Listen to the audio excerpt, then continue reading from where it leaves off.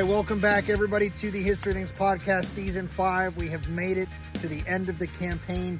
It has been a lot since we started doing this in June, right? We have followed a Confederate army that is becoming increasingly more desperate. Obviously, Grant, with the bulk of his Federal army pressing on Lee and the bulk of his Confederate army in what is becoming the beginning stages of the siege of Petersburg. So Jubal Early's force was turned loose to clear out the valley and make a run on Washington.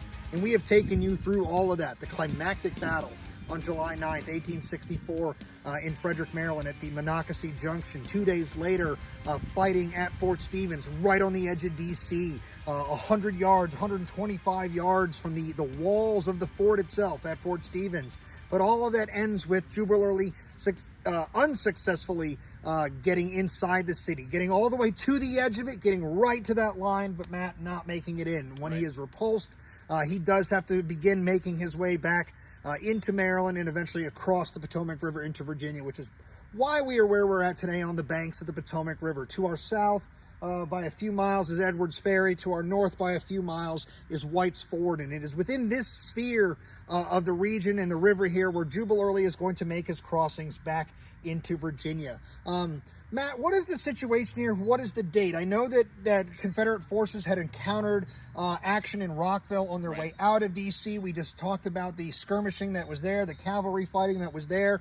What is sort of the situation right as Jubal Early approaches the river and eventually does cross the river back into Virginia? All right, Pat. So by the end of September 14th, I just said September. The end of July 14th, we will have the Army of the Valley District back across the Potomac River. They are going to go down into Leesburg. But we do have federal forces pursuing. We're going to see a series of cavalry actions and skirmishes against the rear of the Confederate column.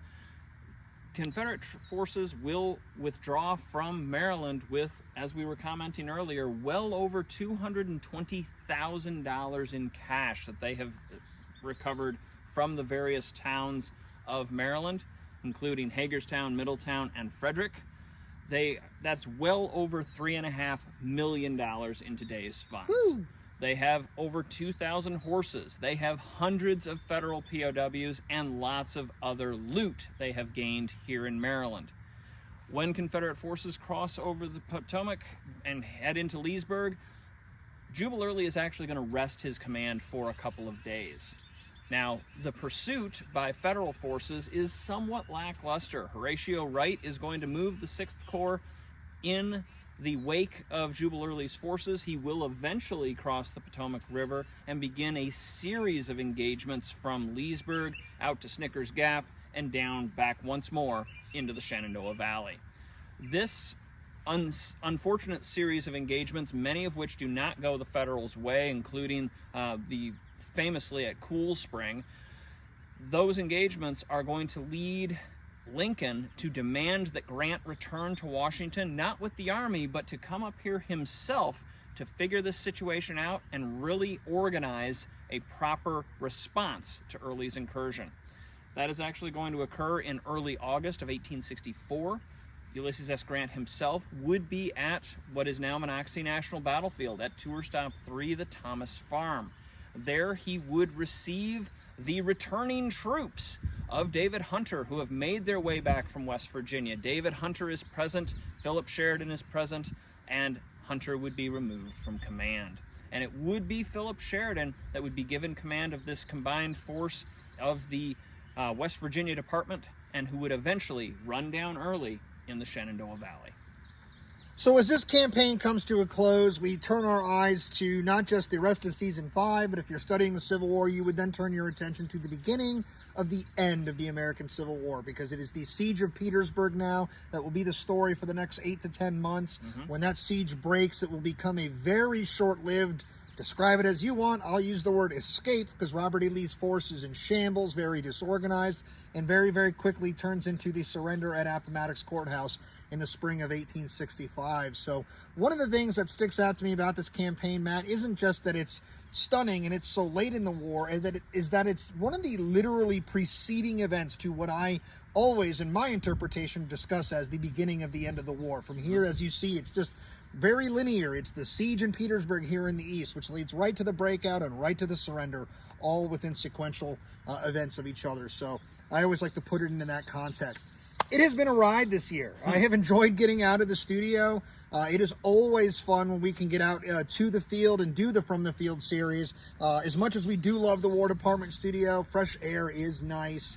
And so it has been a blast. And we thank you all for spending some time with us this season. I know that I can speak for Matt when I say it's incredibly humbling to see how many viewers, the reactions we get. So thank you, thank you, thank you.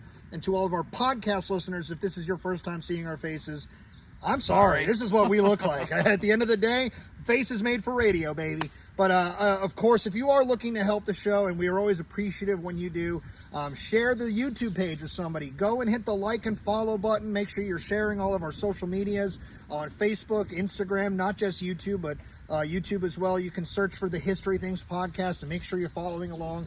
And then the best thing you can do to help is always write a review and leave a 5-star rating on your favorite podcast apps. You can find us on Spotify, you can find us on Apple Podcasts, and many, many others. So this has been a great one. Season 5, 5 times we've made it out into the field. This is the second time we've come to the story at Monocacy. I feel like this is the best version of this story we have told yet. Make sure you're listening to our actual podcast episode featuring Tracy Evans, out July 1st. So by the time you're watching this video, it's been out for a couple weeks. You're late. You're late. My goodness. But it's always a blast to do this. So thank you very much. For my co-host today, for our producer, Parker Russell, I'm your co-host, Pat McGuire. This has been the History Things podcast from the field, season 5. We'll catch you all later.